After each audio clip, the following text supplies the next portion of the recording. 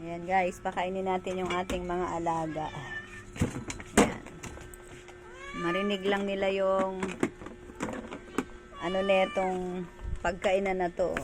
Ayan, Biol. Oh, andyan ka. Oh. Ikaw naman, Junior. Oh. Ayan, si Junior. Diyan lang ang pwesto niya. Ayan si Biol. Kayo naman, saan? Saan? Diyan. Ikaw dito ka. Dito. Ayan guys. Alam po nila yung mga pwesto-pwesto nila kung saan sila po pwesto. Ayan. Ito naman silang dalawa. Share sila dito. Kasi